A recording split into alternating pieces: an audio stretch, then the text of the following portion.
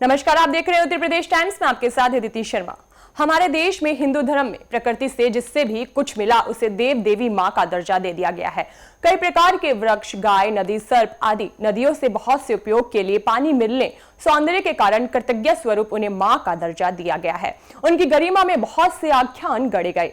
तो वहीं भारत में गंगा नदी को माँ का दर्जा प्राप्त है। गंगा नदी के विशेषताओं के कारण इसे माँ गंगा कहा जाता है। कहा जाता है कि गंगा नदी को राजा भागीरथ वर्षों तप करके स्वर्ग से पृथ्वी पर लाए थे, इसलिए इसका नाम भागीरथी भी है। गंगा सिर्फ एक नदी नहीं है, गंगा माँ है। गंगा स्वर्ग से आती है। गंगा में नहाने से रोग मुक्ति हो जाती है, पाप धुल जाते हैं। सिर्फ यही नहीं, गंगा नदी से ऐसी कई कहानियां जुड़ी हैं जिन्हें सुनते पढ़ते हुए कई सदियां गुजर चुकी हैं।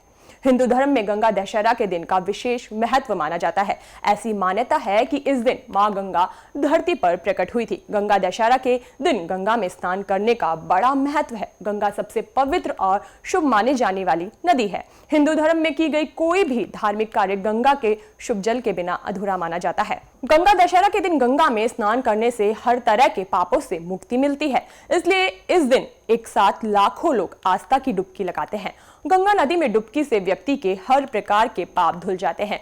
ऐसे में अगर आप भी गंगा दशहरा के दिन या किसी और दिन गंगा नदी में स्नान करने जा रहे हैं तो इस पवित्र नदी में नहाते समय कुछ गलतियों को करने से बचना चाहिए। अगर कोई व्यक्ति ऐसा करता है तो वह पाप का भागीदार बन जाता है, जिसकी वजह से उसे दरिद्रता और समस्याओं का सामना करना पड़ सकता है। तो आइए जानते हैं कि गंगा नदी में स्नान करते समय किन गलतियों को नहीं करना चाहिए।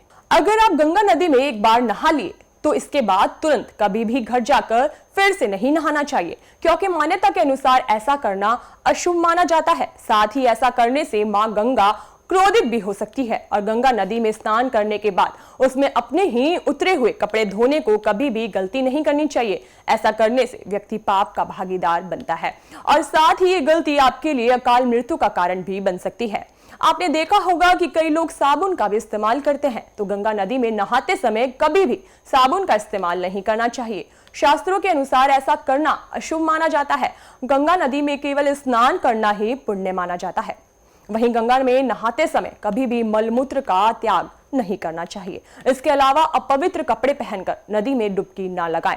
ऐसा करना अशुभ होता है, जिससे व्यक्ति पाप का भागीदार बनता है। ऐसा करना धार्मिक दृष्टि से ब्रह्मा हत्या के बराबर माना गया है।